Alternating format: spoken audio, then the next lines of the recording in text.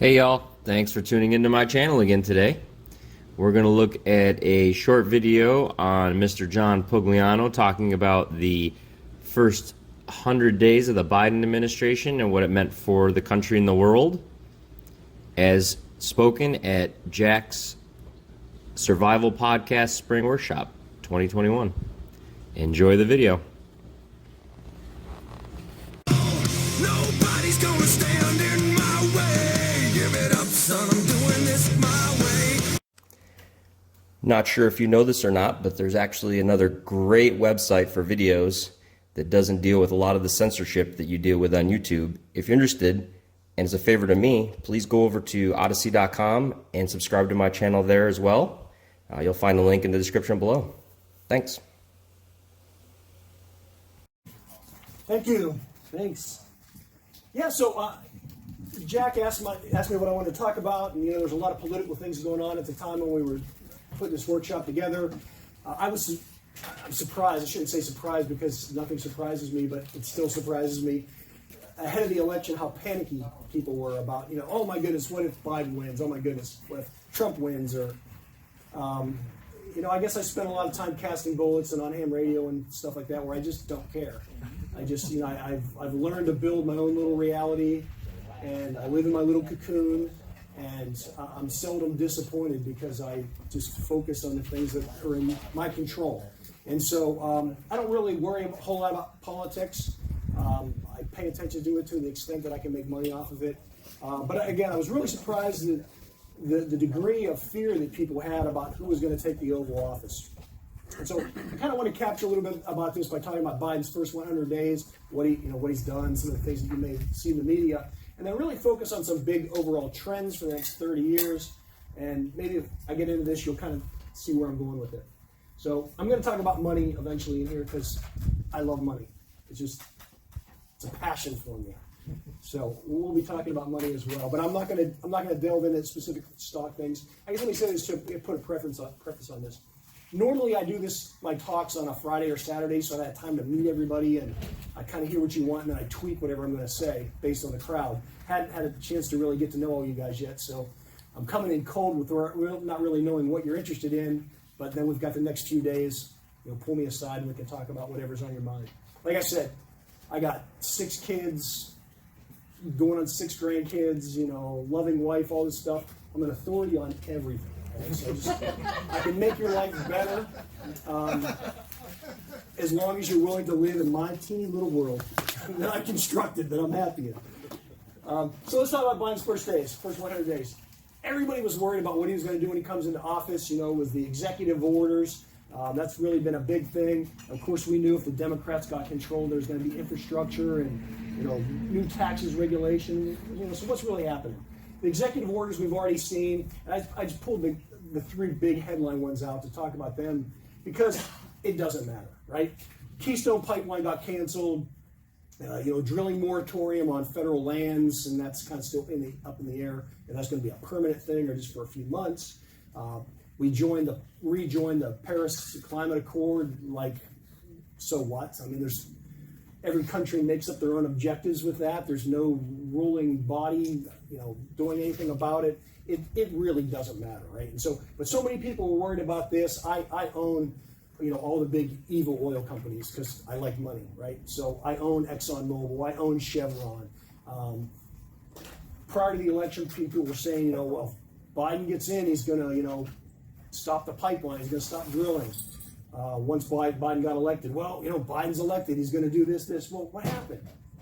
Oil before the election was $35 a barrel. It's $58 right now. Okay, it was up in the 60s because of the freeze you guys had in Texas.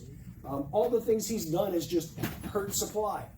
Whenever you cut supply, it raises the price. When the price goes up, I make money.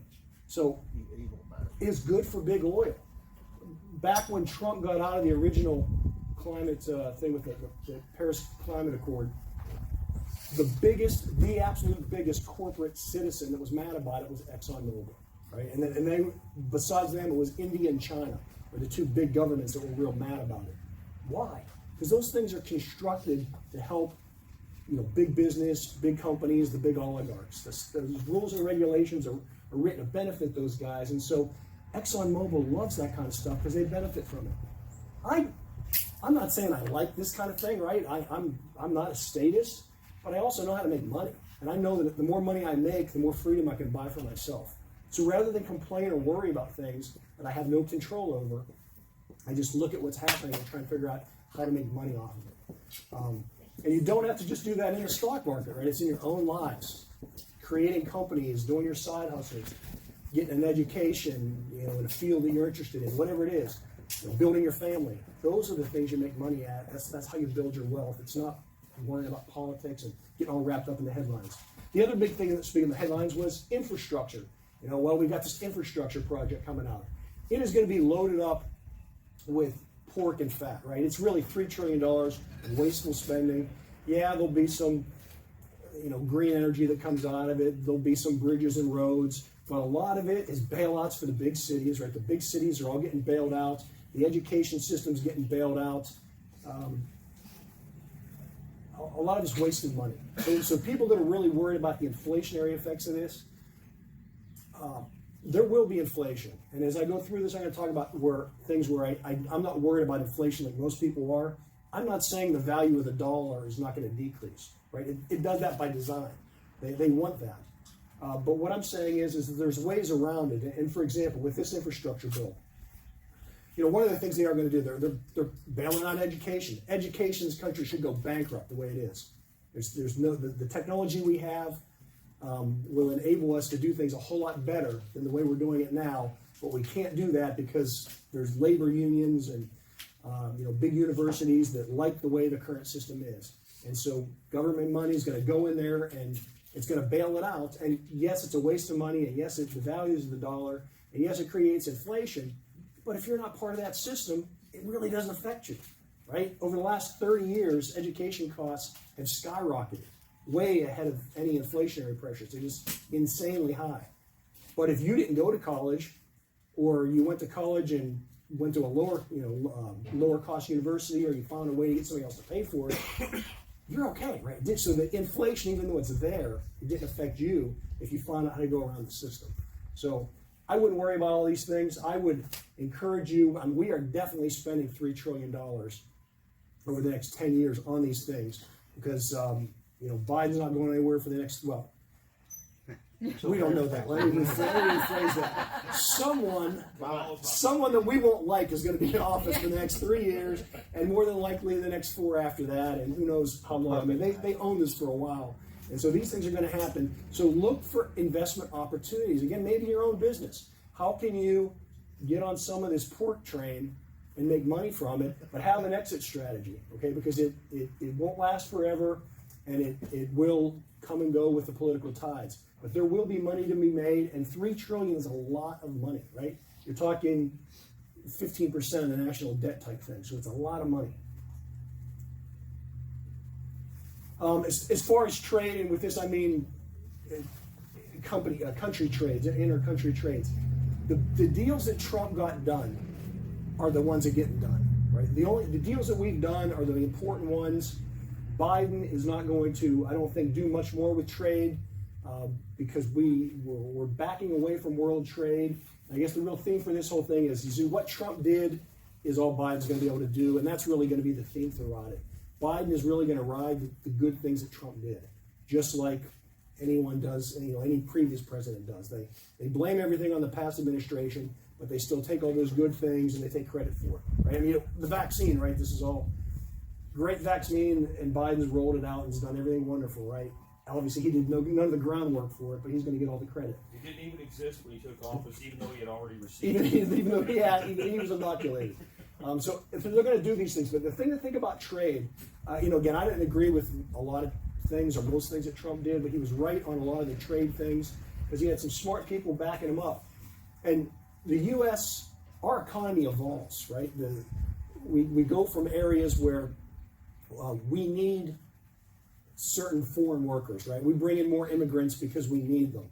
And I say we may not like some of that, right? Because it changes the culture, it changes things in our country, but the economy perceives they need these things, right? So the farmers need cheap labor to pick the tomatoes and the lettuce, and the builders need cheap labor to lay bricks and put shingles on the roof, and the restaurant owners want cheap dishwashers and things. So we bring in labor that maybe individuals don't like, but the oligarchs and the people that run the system, they want that. They want the cheap labor. And so for 30 years, they may say one thing about immigration policy, but then they let it happen anyways. We're coming to a point now where we don't need that cheap labor.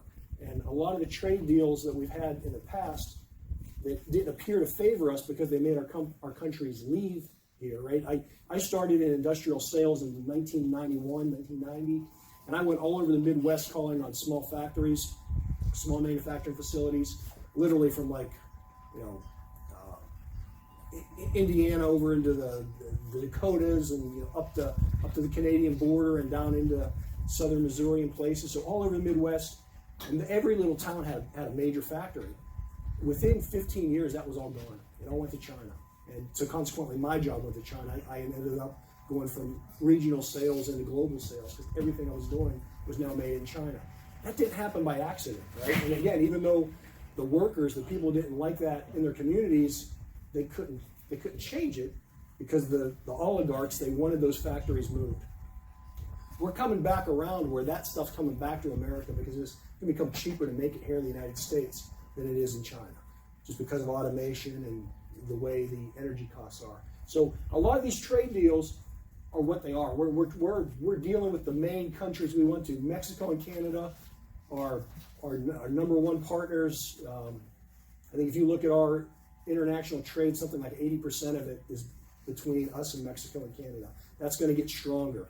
The resources are going to come out of the north from Canada, and any labor that we don't like or can't price or is too dirty for our environment, we're going to put into Mexico. That's the way it's going to go. So this is going to continue to grow. We need the Japanese because they're super good with technology. They're big partners for us now as far as security in the Pacific. So we need them. And I'm not sure why we're so favorable to South Korea. Again, it could be more of a strategic reason than anything, but those are the big deals that Trump did. That's all that's getting done. We will finalize something with Britain because they need us now that they've left the EU. So that's a surety. And then other kind of English-speaking countries like Australia, New Zealand, they'll kind of tag along with whatever we do with the UK.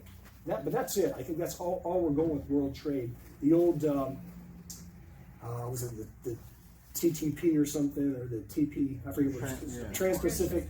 The thing is all dead. They talked about how Trump killed it and it was all horrible and blah, blah, blah. They're not going to do it. They're not going to go back that way. I think this is it. And specifically, what we're not going to do, I don't see us doing any trade deals or much more trade with the European Union. The European Union is dead. Demographically, they are dead.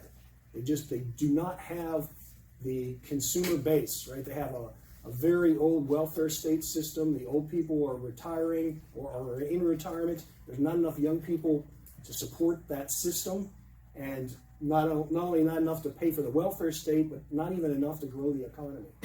As we go through this, we're going to talk more about demographics. But Europe is in a real hurt, okay? And there's most of the trade deals that we have done with Europe over the last 60 years have really had more to do with the Cold War and the aftermath of World War II than it had to do with trade. We had soldiers in Germany all these years, and did trade deals with the Germans, not because we necessarily wanted to bring their cars and things into our country. We were just trying to use them as cannon fodder in case we ever got invaded by the Russians. And the funny thing is again, it shouldn't surprise us, all that went away in 1990, 1991, and NATO and all the spending has never gone away. It's still there. But we are pulling back from that. Trump, again, tried to get out of NATO, or at least talked about getting out of NATO. It's still going to continue under Biden. We just don't need the Europeans like we used to. China, we're in a delinking from them. I don't know that we're ever going to totally delink because we're in a global economy and they have things we need and things that they need from us. But we are definitely delinking, just like they put a firewall around their internet. We're seeing them now do that with their financial system. Again, this week, something that Trump started to do was to try and delist or ban publicly traded companies, Chinese tech companies from the U.S. stock market. That's still going on this week, even though Biden's in office. So I don't see a lot of that changing. We are going into two separate hemispheres like we did under the old Soviet Union. It's just now with China. So we're pulling away from the Chinese. OPEC is not a thing anymore. If you're as old as me, you remember back in the 70s when OPEC became a thing. They didn't used to be a thing before the 70s. In the mid 70s, they became a thing because they basically put together their cartel and they embargoed oil. And they controlled the Western world, for these last 40 some years, 45 years. That's all over. We don't need OPEC. We've never been in the Middle East for terrorism, or to help the Israelis, or for freedom, or any other. Right? We've been there for one reason, right? Oil. It's the only reason we've ever been in the Middle East, and we just don't need it as much anymore. So we're backing away from all that. What are the Democrats and what's Biden going to do with taxes and regulation? Well, we're obviously going to get more of it. I mean, that's just what they do.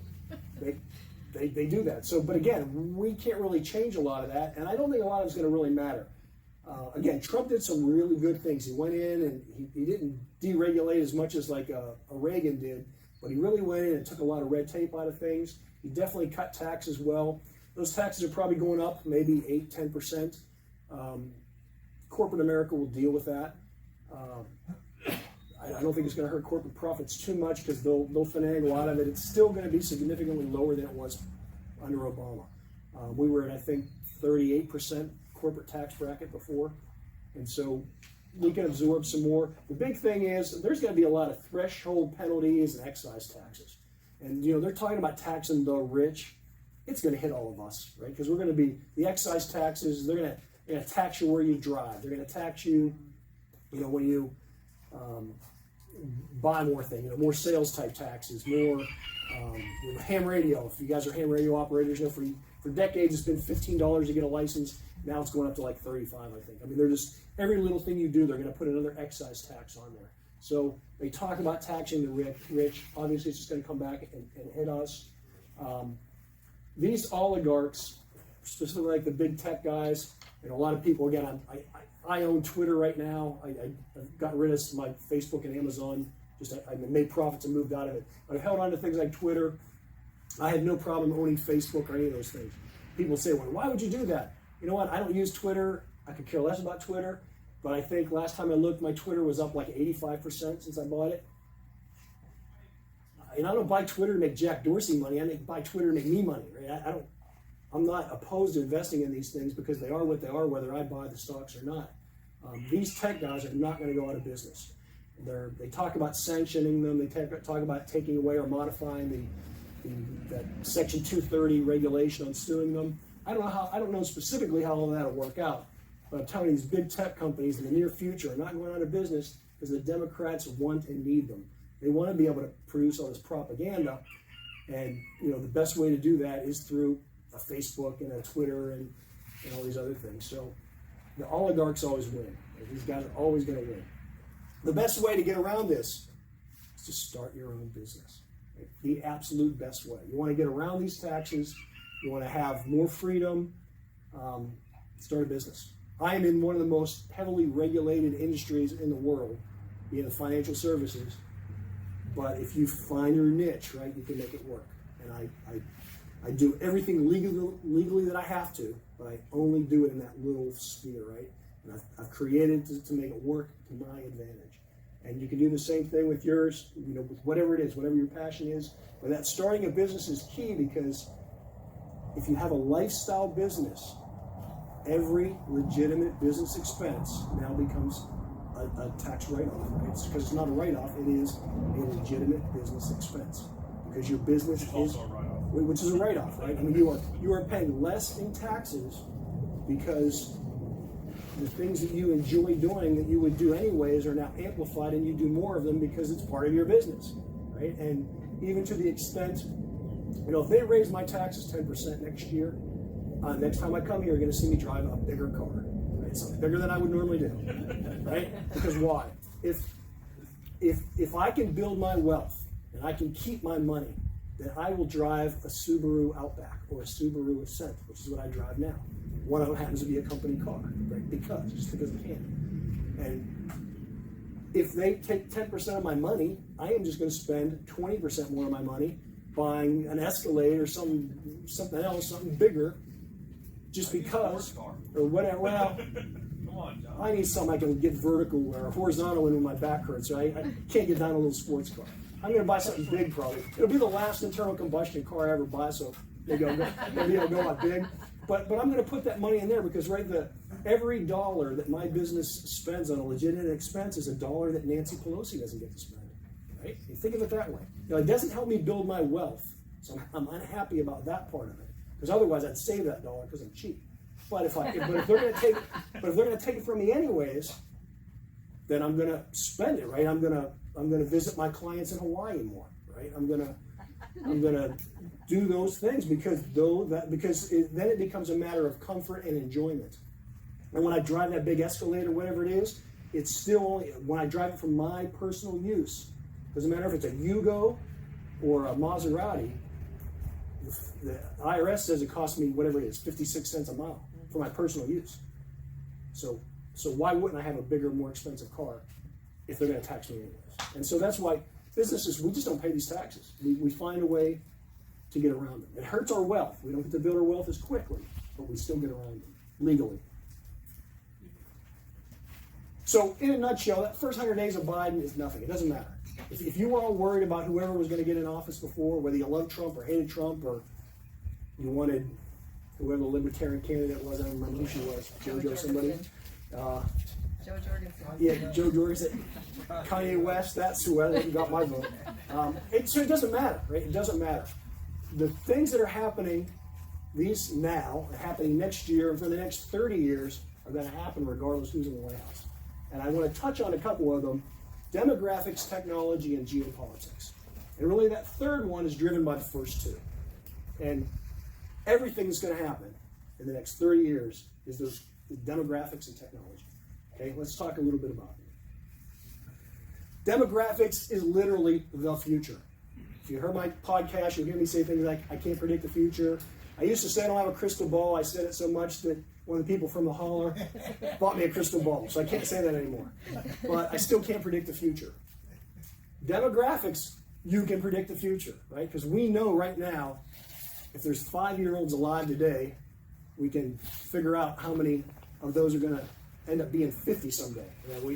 We know there's more 5-year-olds now than there will be 50-year-olds because they're not making any in between. Yep. So we know at least how good it'll be. We don't know how bad it can be because war and pestilence and things can kill people, but we know how many people there can max be in the future. We know that now. So the big things about this are, if you have demographic growth, you have inflation. And inflation not only in terms, I'm not specifically talking monetary inflation here, I'm just talking about prices going up because you have more demand than you have supply. Okay, because when you have people that are expanding, before you can get to the supply, you have the people, and so prices go up, which causes the manufacturing and the mining of the sources to get those products. So demographic growth is inflationary, decline is deflationary. Period. This is the way it works. This is the chart since World War II, 1940. This is the world global population. It's hard to believe, and you got to kind of get your head around this. We live in a world now where there's 8-9 billion people, right? We can't exactly count them, but we figure somewhere between 8 and 9 billion people on the planet. In 1940, there was only about 2 billion or less. 2 billion. So we got 8 or 9 billion today. 2 billion just, and again, you younger people, that probably seems like the Stone Age, but I gotta tell you, that isn't that long ago for me. I mean, I was not, I was born over here, but still, my parents, my grandparents, everybody I knew came through that generation. So it's almost inconceivable for me to think about only 2 billion people in the world back then. But that's all there were. And when you think about all the inflation and the problems we had in the 70s, a lot of it was that. Yeah, Nixon sucked, and yeah, Ford sucked, and Jimmy Carter sucked, and LBJ sucked, right? Some sucked more than others. But it didn't matter. We had all those growth problems back in the 70s because of that. Look at the slope of that curve. In 1940, we had less than 2 billion. By 75, we had 4 billion. We more than doubled in just a span of a generation. It's never happened in the history of humanity that you have that many people. And so oil prices went up, right? Now, again, OPEC didn't make it easier, but they were going up anyways. Timber prices went up, copper price, everything went up. All the wars that happened, a lot of those things, again, they happened because people were fighting for territory, people were fighting for food. Why? Because there was a whole lot more people, right? They needed more space. So a lot of these things were driven by demographics. Those little dips along the way are always major recessions. So, because there were no world wars, since this point on, there was never a world war. So we didn't have major death from war. Things just happened mostly from recessions. It amazes People had to stop me having that kids. the population didn't go down during World War II. That's crazy. Yes. That's insane. And I don't know how much of that is maybe. could be Yeah. well and smoothed out of the curve. But it didn't go. But it didn't do it did this, not go. right? It did not dip like you would think. And again, though, because of technology, as bad as World War II was for humanity, it was a great source of resources. Right? We got this explosion because that's where we really learned how to use petroleum energy to move things around. We made fertilizer with it. We grew more food than, not the food was good quality, but we made more grist mill stuff for the slaves to eat, right? So we got more slaves. And medicine, all that got better. But that brought along with it economic growth. Just because, right? It didn't matter what the government policies were. There were more people needed more things. More people created more things because they had more intelligence and creativity, and it just snowballed. The reason, again, this is so important is, and you could have started predicting that back in these days here, because you knew how many people were being born. But now we've gotten into the other side of that curve where we're not having kids anymore. And it's not just America. A lot of people think, well, Americans aren't having kids. To have a sustainable birth rate, a woman has to have 2.1 children. 2.1 because people die. So we're at 1.7 in the U.S. And we wouldn't be that high if it wasn't for the Hispanics, right? Thankfully, we've got that. I live in Utah. I was joking. We've got the Mexicans and the Mormons that are keeping us in children. And Patrick Rorman. And Patrick Rorman. Well, he could be either one. We're not sure, right? We're not having kids.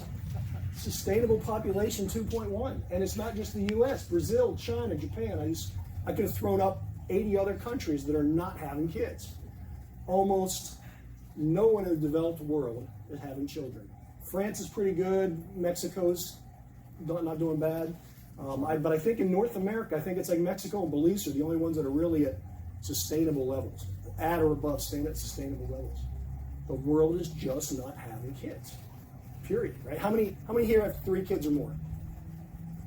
Okay, we are an unusual group, right? You guys, how many of those 3 kids are the same woman? That's a joke. You don't have to answer that. I don't want to. Allegedly. And actually, so we got a pretty good crowd here of who's having kids. Which again is the good news side of this too. Is I do in a lot of ways think that some of the right people are having the kids, right? So we are reproducing, but in terms of the overall economy, it is going down. We are not having children, and so the effects of that are, again, undeniable. This is predicting the future. Back when I was born in the 1960s, globally, the fertility rate was at least 5 kids per woman. Now globally, it's down here at about 2.4 or so.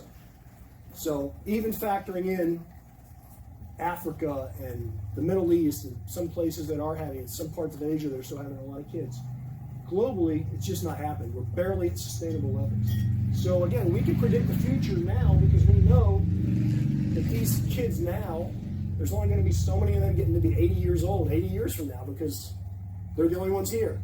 So we can figure this out, and if you do the math, we know that we're losing population.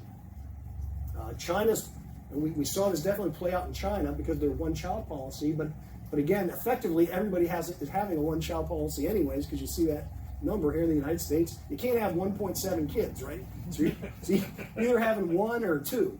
And a lot of people are choosing to have one or none.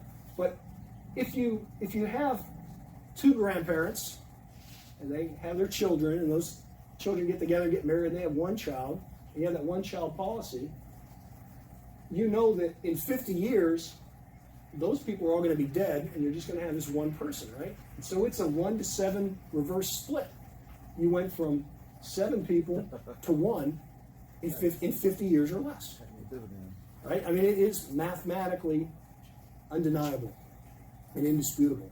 So we are going from a population, and again, you'll see the estimates of saying, oh, we're going to hit 10 million or 10 billion or 12 billion people. I don't know where it'll peak out. I suspect it'll be less. The numbers I look at, I think it'll be less than that 10 billion number. But at some point, we're not going to just plateau. We are going to drop. And just as sharply as we went up, we're going to come back down. And with this simple analogy, again, you can look at it, it's like within a generation and a half, 50 years or so, max. And we are going to have a whole lot less people. And the reason I spend so much time talking about that is that's what's going to not drive the economy. Yeah. You don't get growth if you don't have people. If you're going to sell your house and move up to a bigger house, or you're an empty nester and you're going to sell your house and move down to a smaller one, you can only sell your house if there's someone there to buy it, right? But if you're that grandparent that wants to move out to a smaller house and no one's having kids in your neighborhood or your community, well, no one's going to buy your house. And so you magnify that over the whole economy, and that's what's happening with the depopulation. The map of the world, the darker colors are where the children are being born, okay? You can see that for the most part, it's all sub-Saharan Africa. So the people that are having the most kids live in a continent that is the least able to sustain them, right? They don't have the arable land, and just because it's where it sits below the equator and everything, it's disease-ridden. It's hard to grow crops. It's a problem. Okay, it's a problem. So the people that are least likely to be able to take care of their kids are the ones that are having it. That's going to create wars and tension and a lot of problems, because if you're I was looking to see who we were talking about, the college crowd in Lawrence, Kansas, right? If you're that person in Lawrence, Kansas right now, a college student that's 20 years old, and you're contemplating your navel when you're deciding whether you're a binary or whatever you are, how likely are you going to want to be to spend your money to feed people in Africa? I mean, when it really gets down to it, right? Or are you going to go fight a war to protect those people? Or are you going to donate 80% of your paycheck to feed them? I don't think so. I don't think this generation coming up is going to. They're not the greatest World War II generation, right? They don't want to live themselves. Yeah, they don't want to live themselves. They're not. But so I just see this as a major problem going forward. Big problem for security as well as for the economy. Having said that, I'm not pessimistic. I'm actually optimistic, because our future, as bad as this may sound, our future is actually Japan. Again, we know this because Japan's already lived through what we're going through now. They've had their reduced economy for the last 35 years because of reduced population. This is from 4 or 5 years ago, but it's still valid today. Their population chart, you can see they got a bunch of old people and nobody in the bottom, right? There's little kids in the bottom, old people on the top. You can't have a growing economy if you have a bunch of old people and no young people. The good part about the United States is why we'll fare better than Japan is that we look more like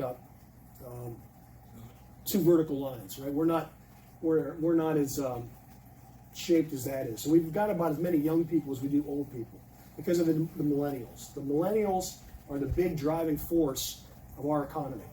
And it's why I've been so optimistic in these last few years, is because the millennials have finally come of age, and we've really seen it pull forward with COVID, is the millennials are forming households. If you go back 3 years ago, people were saying, oh, millennials, they want to live in teeny houses, or they want to live in little apartments in New York City. They want to take public transportation. they don't want to get married or any of that stuff. And you're not seeing that. Yeah, they're all minimalists, right? But we're not seeing that now. We're seeing the millennials do the same thing everybody else does. When they get to a certain age, it's taking them longer to get there.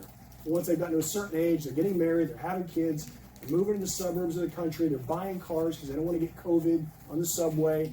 So they're doing all these things that generations past did, again, but it's demographics. We knew that at some point they were going to grow up and mature, and what's really benefiting them with this demographic shift is that my generation and forward, we're all retiring. We're all getting out of the workforce.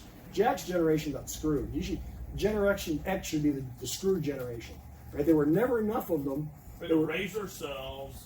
They were the latchkey kids. Sucked when we became of age. Yep, everything was bad for them, and the baby boomers ruined everything before he got there. And then when he got there, he still couldn't get promoted or move up because they held all the jobs and all the power, right? Well, now, and again, because of COVID, they're retiring, they're coming out of the workforce a lot quicker, they're dying faster. That's creating so many higher paying jobs and higher level jobs in the economy that his generation can't fill them, that they're actually leapfrogging over them and going to the millennials. Millennials, what years was that? What year is that? Nick Ferguson is a millennial. Yeah, The last of the millennials. 82 Yeah. to 92. roughly it's in that, it's at 80s till just up to the Okay, thank you. 1998 or something. I mean, it's a 15, 17 year period. But basically, you're looking at people just hitting 30 now as the Okay. far end of it, and maybe as late, I guess probably mid 20s to mid 30s right Okay, now. That thank group. you. I don't identify. But that group, the really good news for North America, for the United States specifically, is we have a bunch of millennials. You don't have millennials in Italy, okay? You don't have millennials in the UK. They skipped that generation. They went to that. You don't have them in Japan because they never had the kids. They never got that second bump on the bottom. And so we can look at Japan and we can know that over these last 35 years, because of that demographics, they literally had 30 years of no growth. Going into COVID was the first time in 30, 35 years Japanese economy has grown. Okay, Japan has never gotten back. Their stock market is the Nikkei. The Nikkei has never gotten back to its 1991 high, even now. Okay, even with inflation and all that, it's never gotten back there. Their economy collapsed in the early 1990s, and a lot of it is because of those demographics. They have had horrible deflation there. And again, I'm not talking about inflation, deflation necessarily in pure money terms, but just in terms of the cost of things and the way they've had to go to negative interest rates. People say, well, that's going to ruin the economy. It's going to crush them. You can't have a negative incentive on money. The Bank of Japan has come in, and because of those negative rates, because of the inflation, the Bank of Japan owns about 50% of the GDP debt in Japan. So it'd be like if our Federal Reserve owned 50% of our 20-some trillion dollar debt. It'd be like if the Federal Reserve owned 10 and we had a $20 trillion debt. That's the way it is in Japan. And their economy hasn't fallen apart. It hasn't grown, but it hasn't fallen apart, and it hasn't because of that demographic curve. You can put up with the deflation and the negative rates and with the printing of all the money, because what you're doing is you always hear about with taking on government debt, it steals from future generations. It does sort of, but what it also does is if you don't have those generations being born, you're not stealing from them, right? It's convoluted. When you think about it, you can't steal from them because they were never born. And so what happens is all the old people they've lost the earning capacity of their money. And so it isn't so much that your dollar's buying less products, it's that your dollar's earning less products, right? So I can go out and I can buy one of these for $400 and it does a gazillion things, right? So this is deflation. We're talking about this in the next slide. Technology is deflationary because it gets better and fast, because the government's not involved for the most part, right? So every year it gets better, faster, cheaper, or whatever, more productive. So that counters the printing of money, but Where the government gets us and where they really steal from us, and people don't think about it, is it's the earning capacity of your money.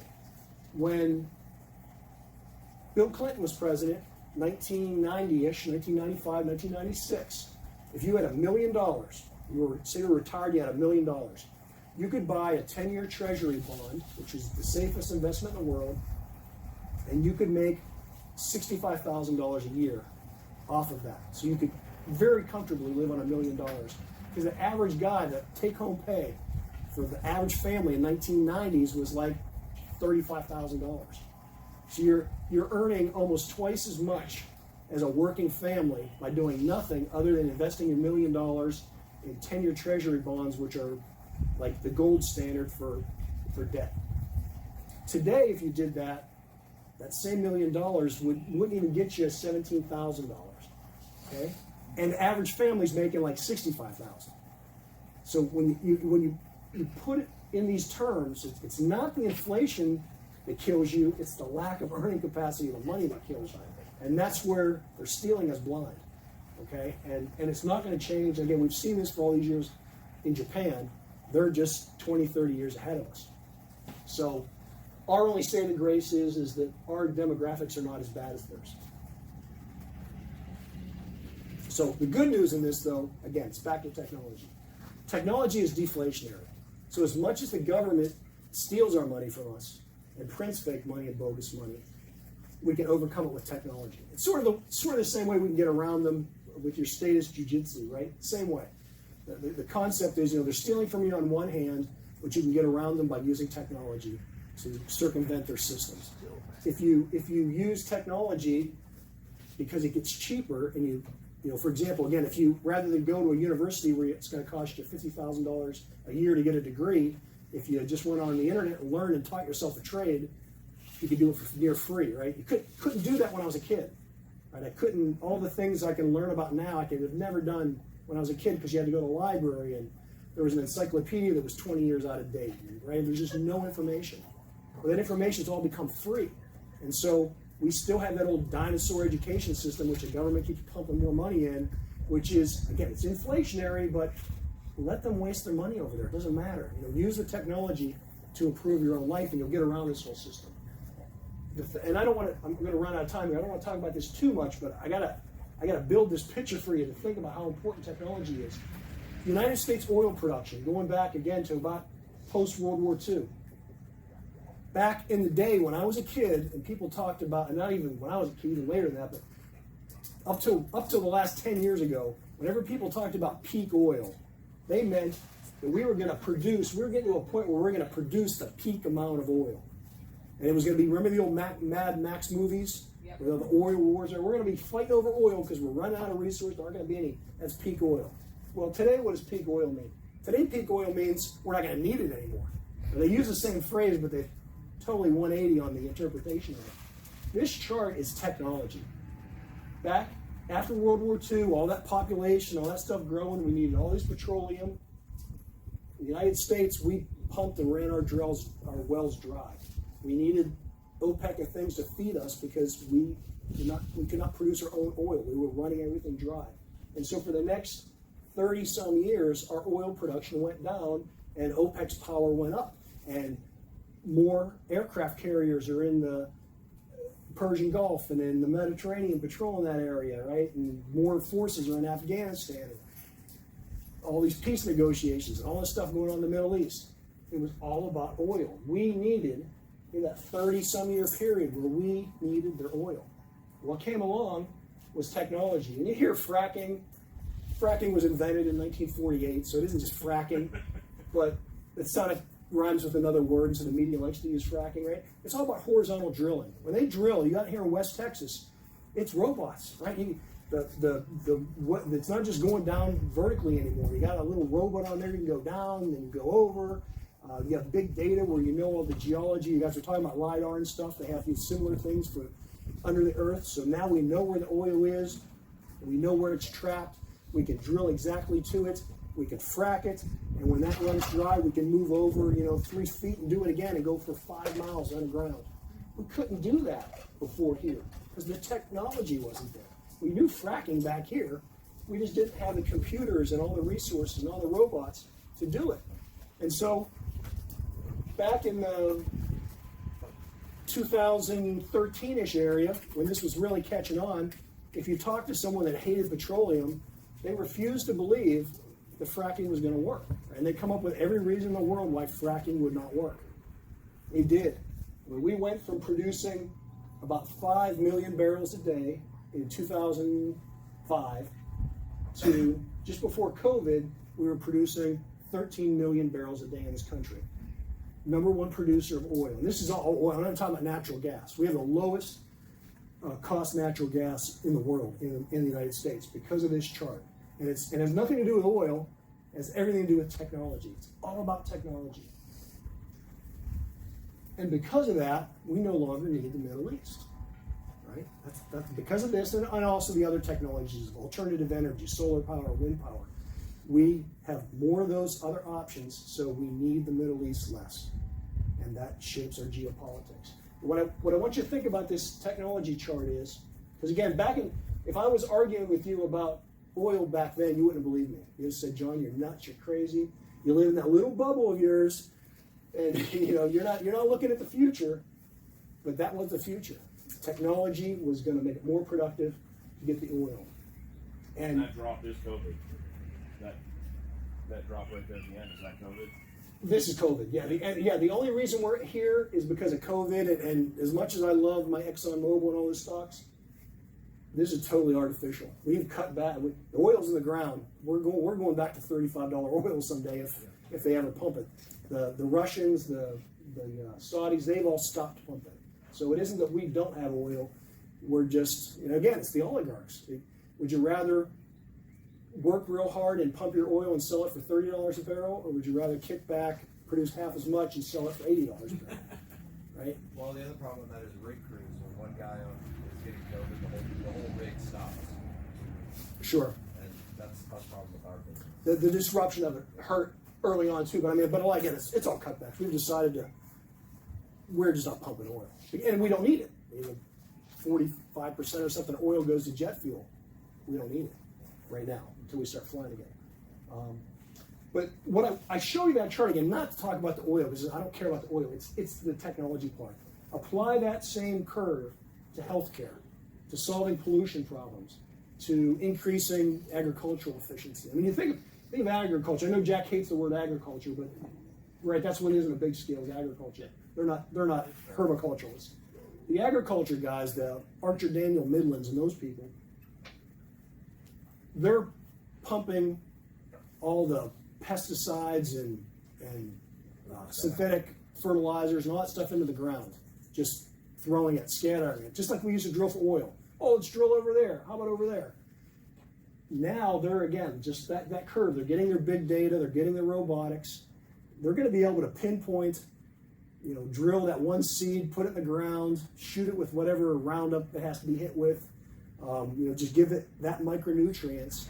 And again, not all great for people that like organic food. I'm just telling you, if you're going to get your Big Mac, the price isn't going up on the Big Macs because big ag is going to figure out a way. They're going to use the same robotics and technology and big data to reduce the cost of their products. And again, consequently, then we won't need we won't need the immigrants from Guatemala to come and pick the tomatoes and pick the lettuce because robots are going to pick it. So that's how all these things work together. And again, things like education, I do think our education system will fail at some point, but we're going to pump a lot of money into it along the way to give it a long, painful death. But we can avoid that because we know there are better ways to educate ourselves than we're currently doing now. I threw up their self-government too because that's the statist jiu-jitsu part of it. We can use these same technologies to our advantage to self-govern because our government's they're not going to restrain their own power. We know that. But we can figure out ways to self-govern ourselves. But that chart is the chart of everything. That's the next 30 years. Everything is going to become automated and robotic and more productive. And for countries and people that have the money, better.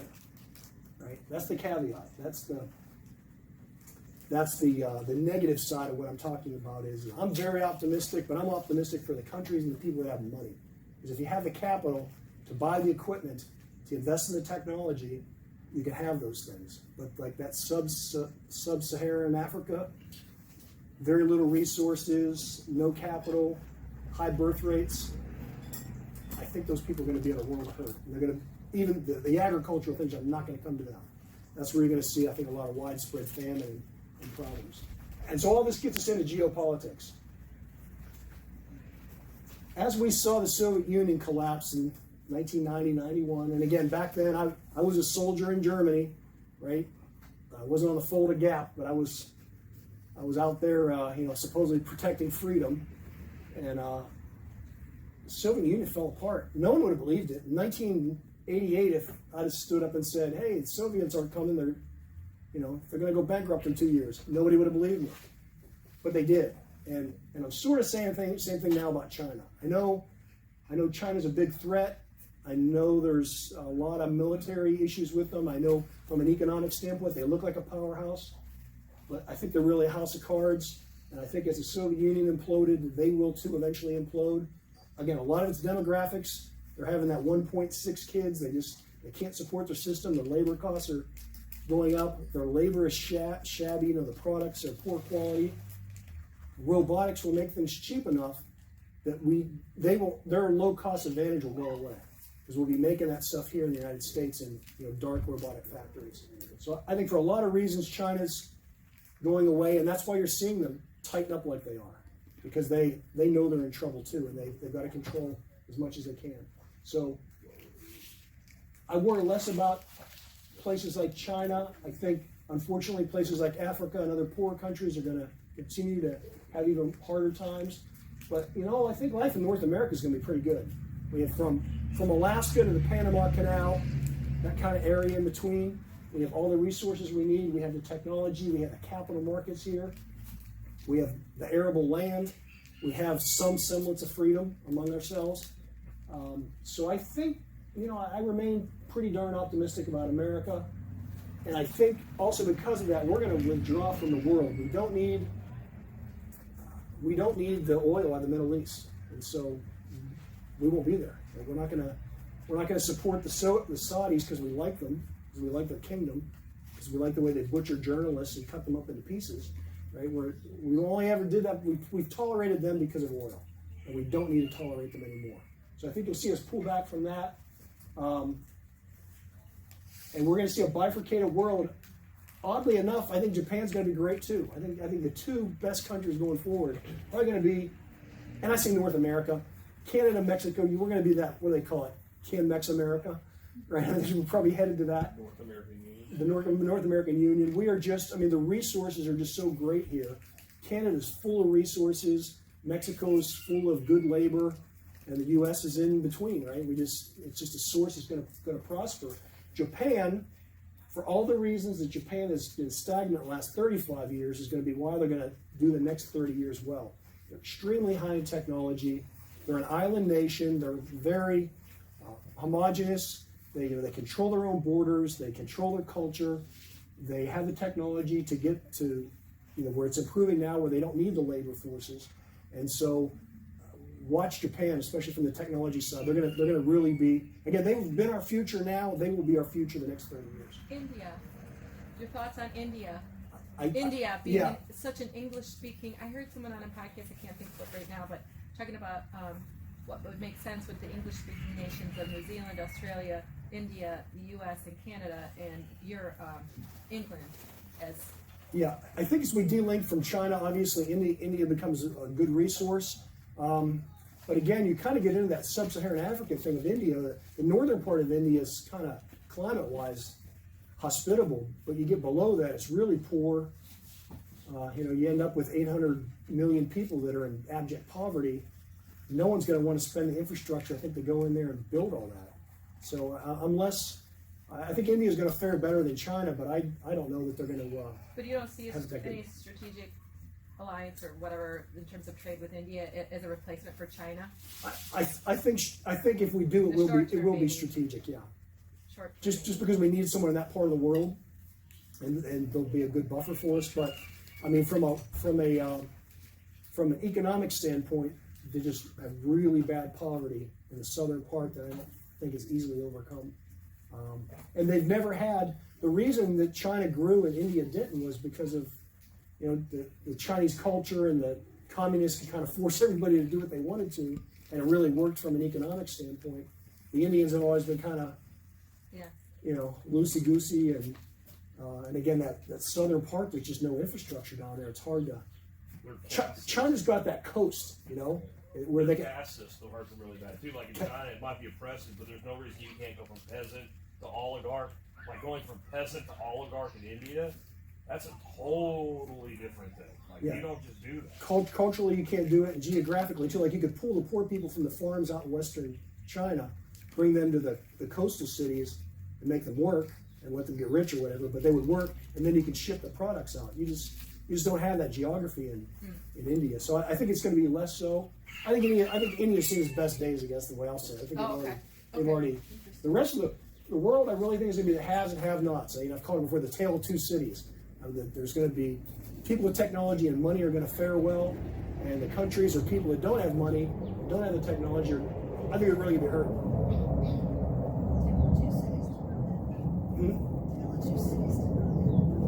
The tale of two cities is not ending well. It is a beautiful metaphor at the beginning. The best of times and worst of times. So speaking of the best of times, I have this marked with Trump and Biden and Clinton, Bill Clinton, President Clinton, not Hillary. Just to, again, bring it all back and talk about the presidency. It doesn't matter. It didn't matter that Trump and Biden were president. It didn't matter Clinton was president. The trends that were going on over these last 34 years have brought us to where we are, regardless. And the politics may have made it worse in some cases, but it didn't make it any better, right? If it had just gotten out of the way, things would have been better. So Clinton's economy, or Clinton's stock market is in blue. You can see how amazing it was, right?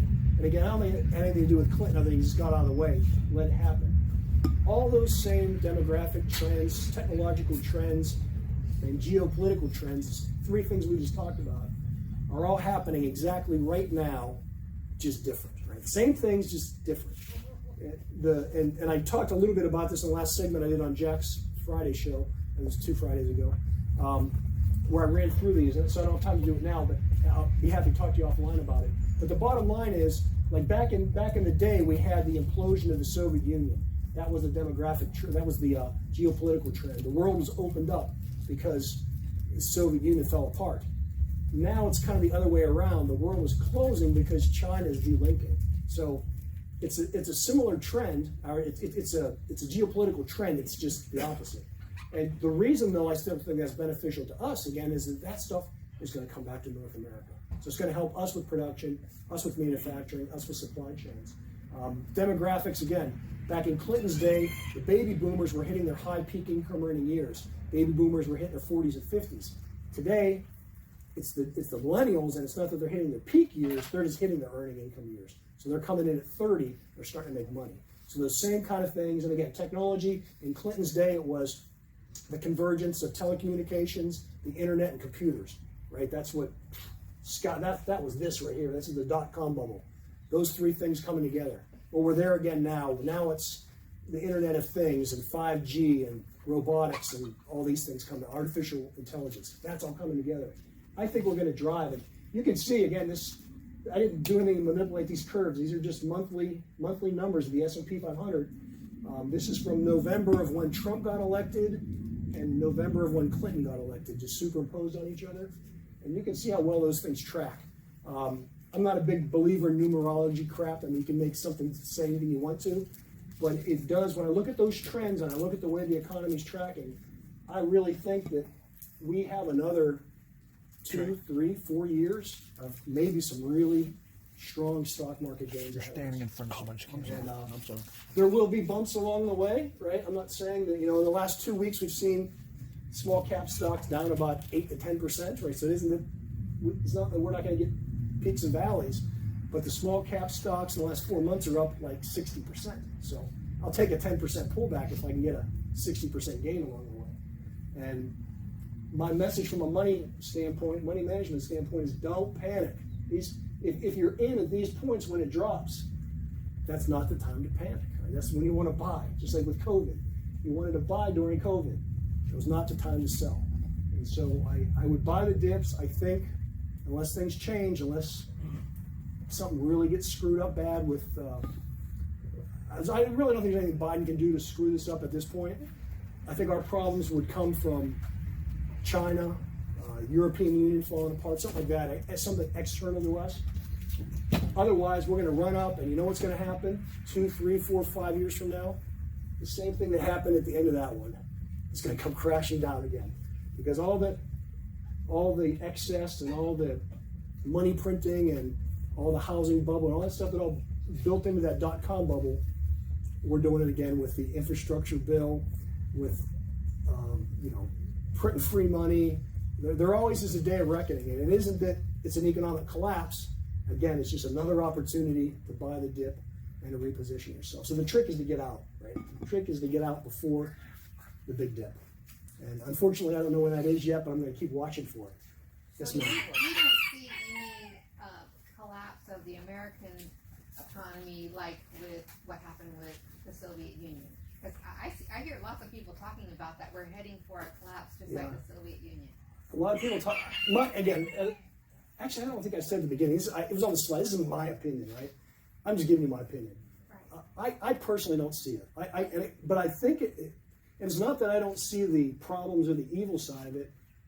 I just think the oligarchs know when they've got a good system going, right? And they're gonna keep kicking the can as long as they can, and they always have. It's human nature. What happened to the Nazi economy after World War II? Fell apart, right? If you had Nazi Deutschmarks, you were screwed. What happened to whatever the Japanese yen was called back in 1945? After that government fell apart, it was gone, right? But what happened to Mitsubishi and BMW and Zeiss and Porsche and Volkswagen? All those companies are still around, right? The oligarchs, the big business, those, I don't want to call them capitalists, but those people, they survive, right? So I mean, if you own Mercedes stock in 1945, you're still okay today.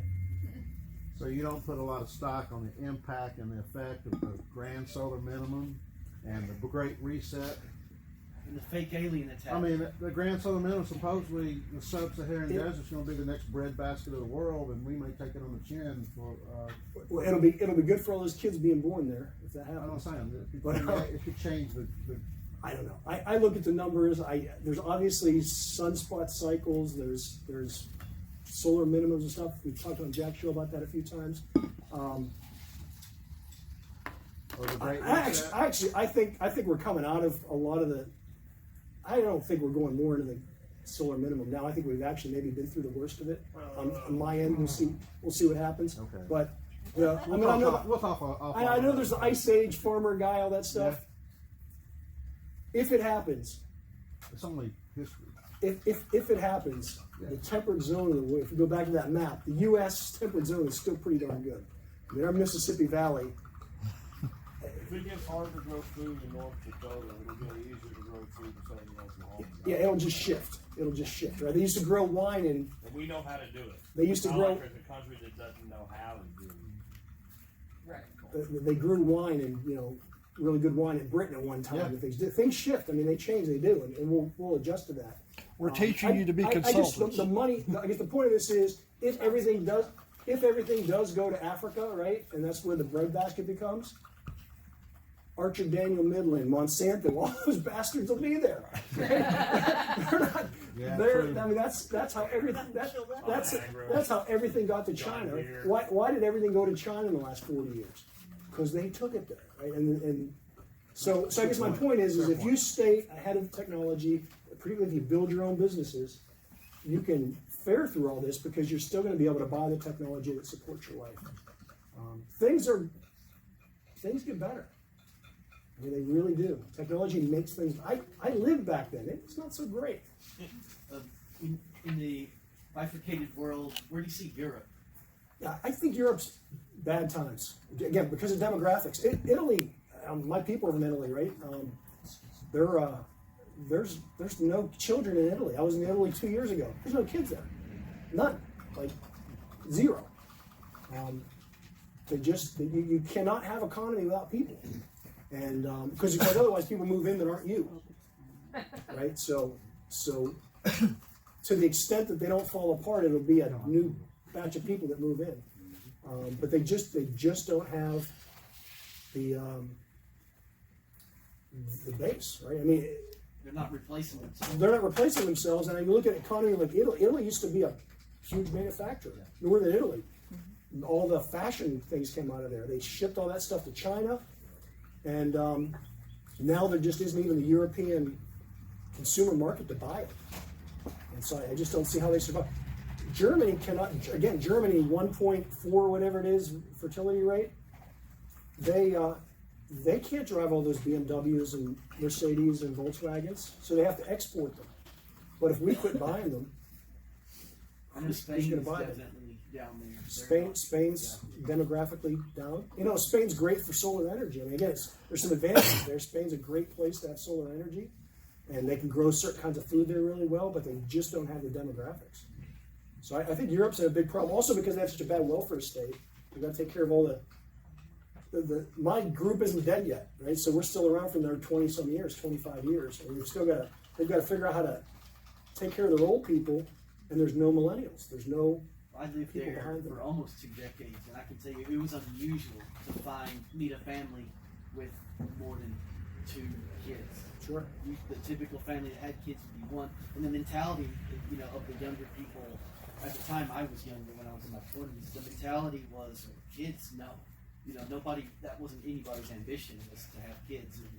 Right, and that works great for an economy for a number of years until there's nobody left, and that's really, again, I think we're just in a death spiral. The other problem with the European Union is it's all too protectionist, right? I mean, the whole EU, all those rules and regulations are all about keeping people out, other products. We can't send our agricultural products in there. We can't send our cars in there, but they've designed it so Germany can ship them out.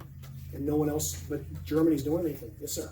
So, different perspective here. So I understand demographics is real important. But one thing I want to point out is the numbers might be a little deceiving. I mean, typically, I understand you need 2.1, right? You got to replace the husband and the wife, and then a little bit of death, so 2.1.